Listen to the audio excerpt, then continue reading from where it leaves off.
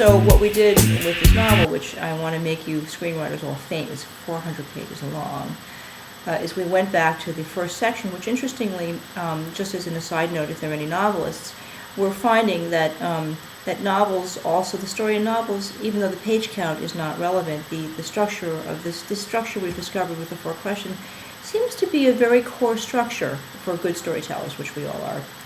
And so we basically took the first 100 pages, because his book very conveniently fell into 4 sections of 100 pages.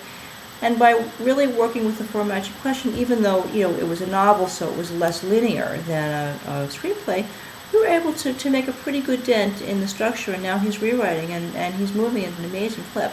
So I'm just very happy. But so lest you think that I'm telling you that you should like Garden State, sometimes you learn from things that you don't like as much as you things that you do like. But I'll never get over it saying that is the worst movie I've ever seen. So you put that in your hip pocket. Okay, now, so what we want to do here is we want to understand that if we know, put my finger up because this is how I remember. It's like this is Act 1, and then my other hand is Act 3. I'm not in my camera. Here we go. And what we've got is we've got half of the movie taken care of just by asking these 2 questions. I just love this. And this is true, whether I'm working on rewrites or whether we're creating a story from the beginning. I work at both ends of the spectrum with writers. It's amazing because people say, a question that someone will probably ask tonight, which I'll try to answer in advance, is do you have to know your ending before you write a screenplay? And the answer is, you know your ending. Your ending is going to be happy, it's going to be sad, or it's going to be different. This emphasis on structure is absolutely critical, but the way that we're taught to emphasize it can be very emotionally upsetting, and you just have to get over it. Every story we've ever thought of is in there, it's perfectly formed. Our main job as writers is to get our own stuff out of the way so the story can come through on the paper. Really, over and over I say this. And I'm a writer too. Every time I write an article or anything I write, I have to go through this whole process where I say, Marilyn, how you feel about what you do is completely irrelevant. Show up and wait. So I'm going to say very bluntly to you, if you show up and you just are available and you know that you have a foolproof method of creating story, it will work.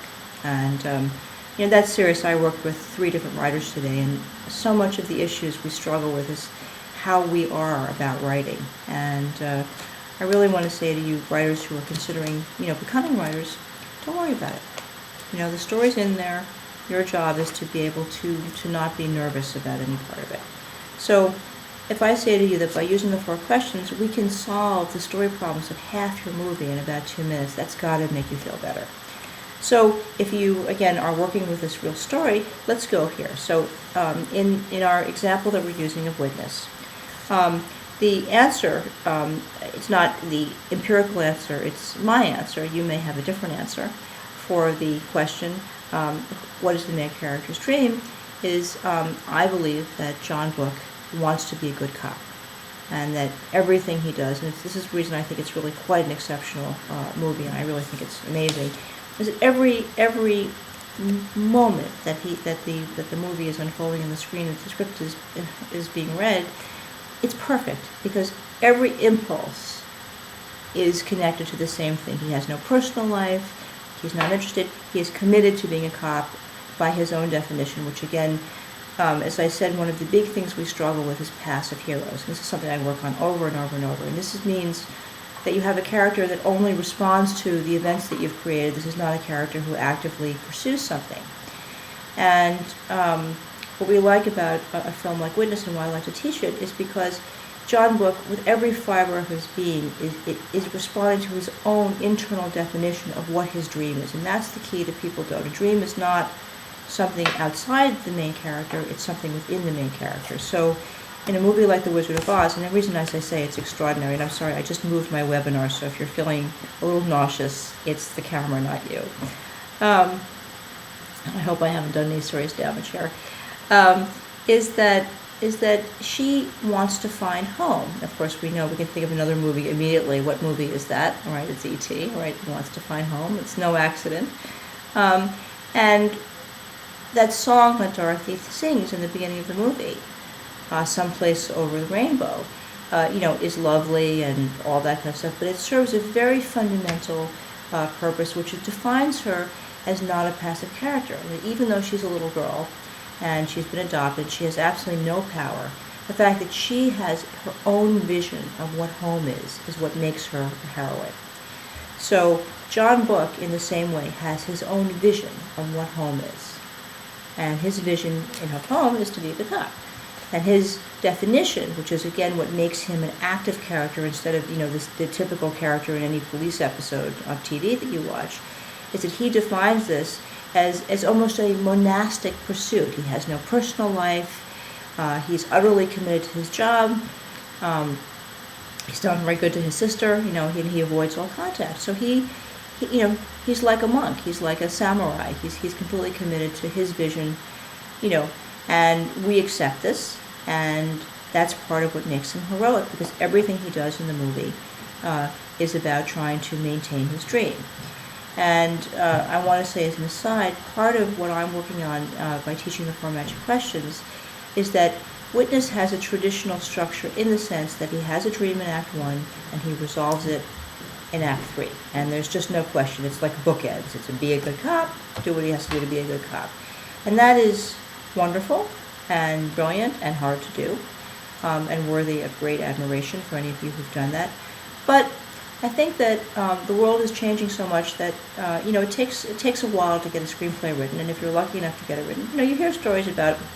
Someone told me a story today about Greased Lightning, which is a film from the 70s, or I guess 70s, yes, with Richard Pryor, and this was a guy who was a journalist, and he suddenly had an idea. It's a story, Greased Lightning is a story about the first black stock car racing driver. And this guy had the idea. He wrote the script in like 2 weeks, so it was named Greased Lightning perfectly, and he just got a deal, and it got made, and it was Richard Pryor's first movie, so it really helped him become a movie star. And you hear those stories every so often, and it is true that they happen. And really, if I was going to ask the god of writing for anything, I would ask for perfect timing. I would not ask to be a great writer. I would ask to be a good storyteller who could put a good story on paper quickly and have perfect timing. So the idea that this happens and that somehow you should measure yourself against a story like this is like all other get-rich stories. It's absurd. The thing to aim for with a story is to understand if you want to tell an old-fashioned story, which is about a character realizing whatever you establish in Act 3, or in a movie like Garden State, because of the working of the two questions, and as I said, remember, if we have what is the main character's dream and what is the resolution of the dream, we can get rid of Act 1 and Act 3 and only look at Act 2. And in Garden State, what happens is that he meets Natalie Portman, which, if we were looking at The Wizard of Oz, is the equivalent of a tornado, because it completely rocks his world. And in Witness, he finds out that his boss is corrupt. So again, the idea that we use a tornado is a metaphor. So we'll just move back to Act 2, Part 1. So if Act 1, Part 1 asks, what is the character's dream? And for now, you accept my comforting idea that Act 3 will either be a new story or an old story. Then you can let go of the concern, and we can just look at how do you get from Act 1 to Act 2, Part 1. And remember, I told you that the innovation we have here is we've taken the long middle of Act 2, and we've broken it into two equal-length sections. Again, we're using our model 120-minute film, so again, if the film is shorter or longer, you have to make appropriate adjustments. And we have asked two questions that relate to each other. So Act 2, Part 1 asks, what is the character's nightmare? And Act 2, Part 2 asks, who or what would they die for? And that will be the subject of our seminar next week.